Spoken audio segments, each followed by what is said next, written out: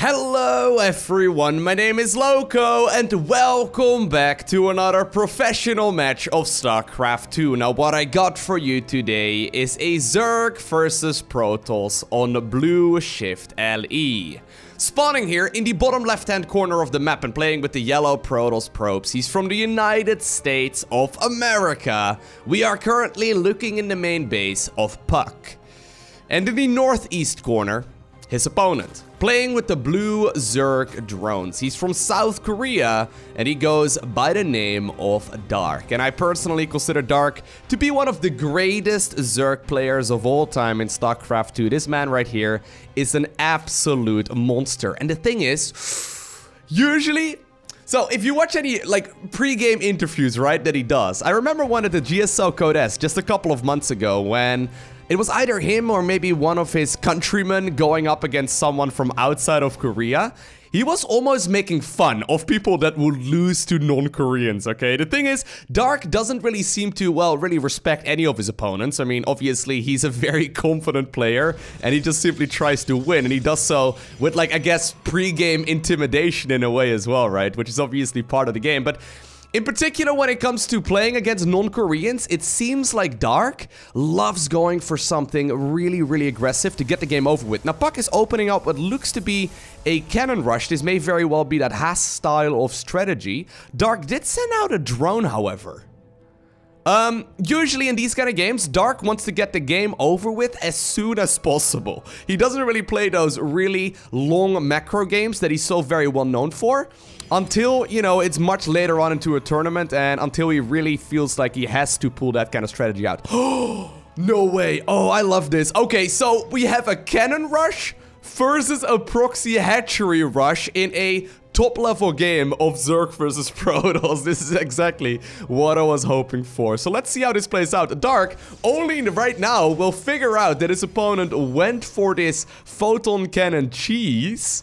Puck already is making that third photon over here. The thing is, the cybernetics core is already almost done as well, and Puck can easily follow this up with, like, I don't know, a robotics facility and a bunch of shield batteries and all that as well. Protoss is now going to scout around in the main base. He will notice that there's not really much of a counter available for this cheese just yet, but at this point, he has absolutely no idea about the fact that there is already a hatchery right outside of his front door. And I think that Puck must be feeling pretty good at this point, right? He's going to scout around a little, figure out if maybe there's another hatchery somewhere else. Dark did get himself one queen out. I think that's mostly just for a tumor. There we go, to advance the slow play of what could potentially be that immortal follow-up. But I think that if like 3 Ravagers come out, right, and Puck is committing a lot of aggression over here, he is gonna be in a world of hurt. Roachborn already done. Dark is gonna finish up that hatchery on the other side of the map. For now, it's completely unscouted. I mean, for some reason, that Overlord is still spotted. There we go. He finally does get hidden there.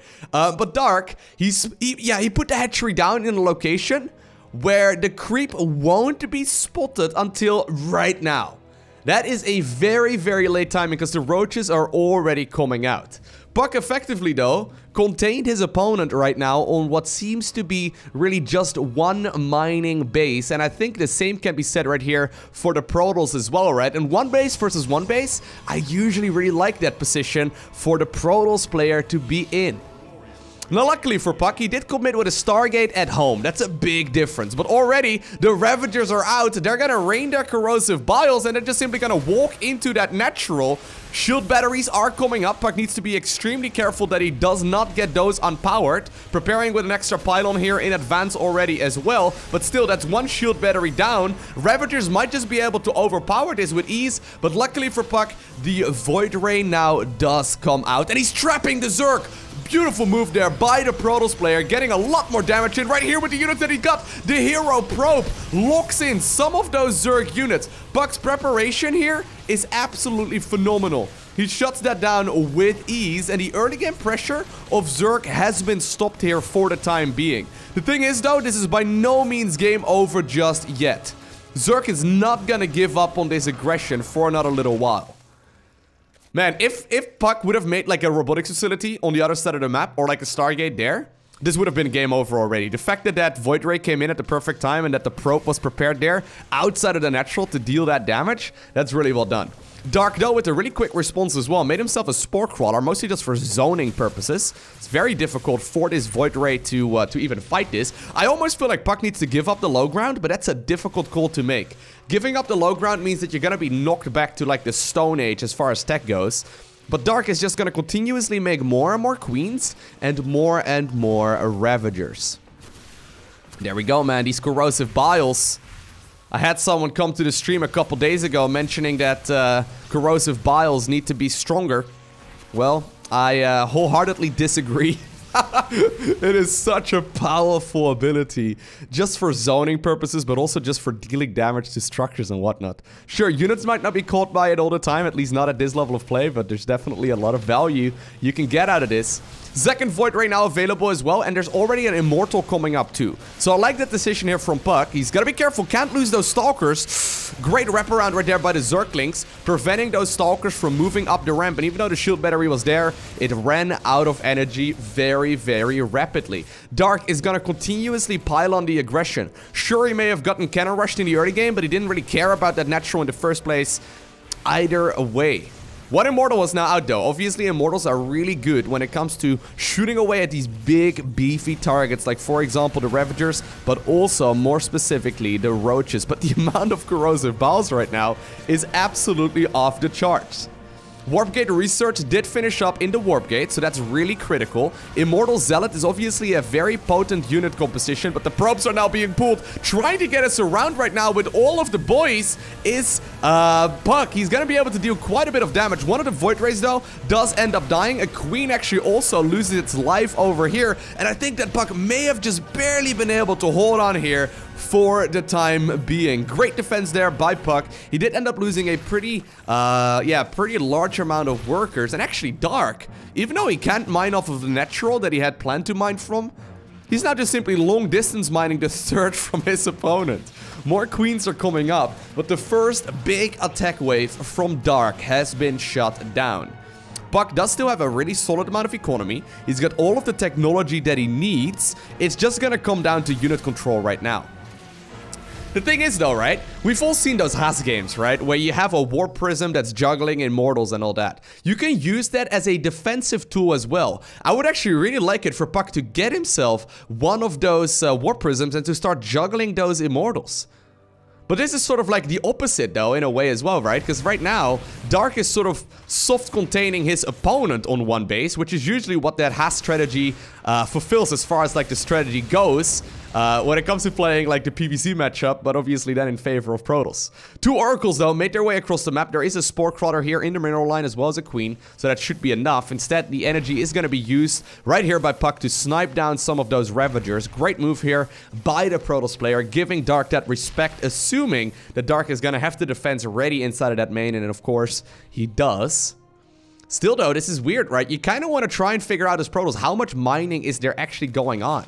Long distance mining is not very efficient, but it's definitely still something that will give you more income in the long run. And obviously, he can just simply, yeah, there we go, start building another hatchery near the natural instead. This is such a Dark-ass game. The man has got some of the best macro in the world, but for some reason, against players that he deems weaker than himself, he plays this kind of stuff. And I don't really fully get it, because it seems like a risk, right? But he seems to be able to get a lot of wins with it as well. Regardless, those Immortals and those Zealots went off their main base territory for quite a long time. Puck is feeling the pressure though, right? He knows he needs to get something done. The longer that this goes on, the more the income advantage will become apparent. Now, Disruptors are coming up. Disruptors obviously can absolutely blow up everything.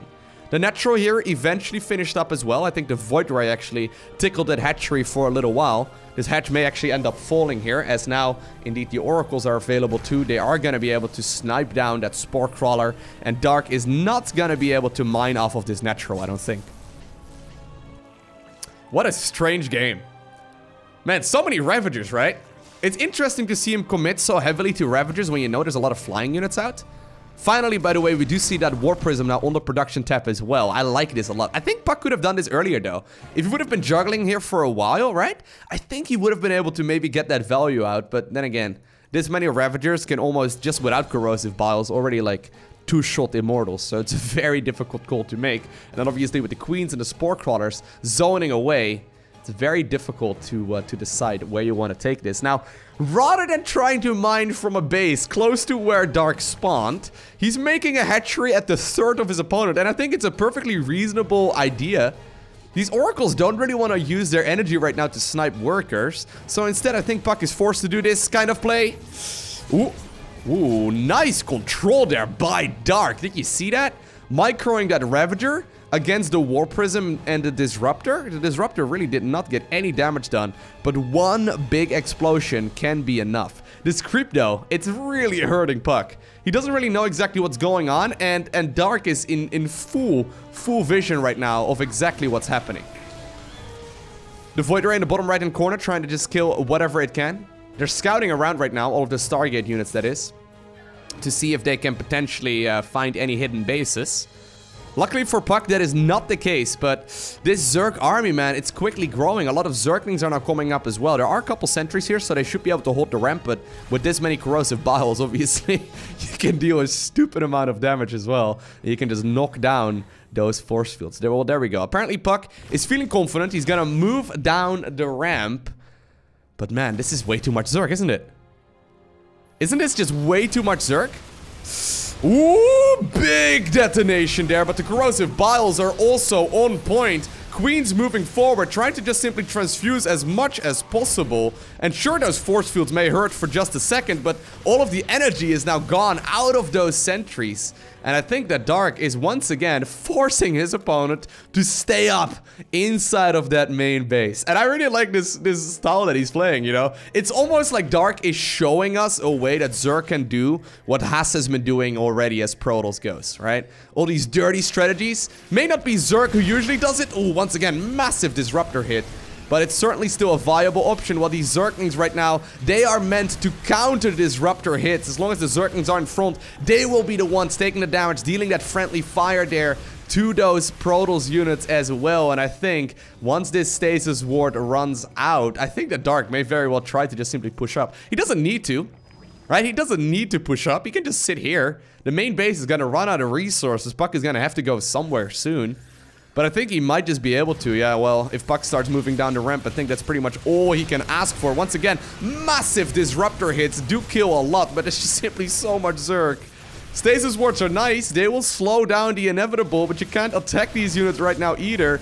The force fields are good, right? Once again, great force fields there. Separating a lot of that Zerg army from the engagement.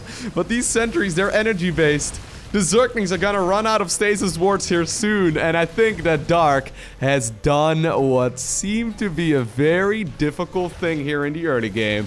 He once again managed to obtain the victory in a game where he likely was feeling like he was supposed to be the one that wins.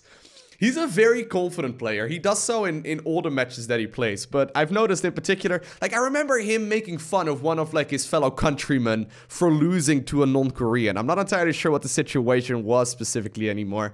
But he's like, oh my god, you lost to that guy? He's not even from South Korea. How did you manage to do that?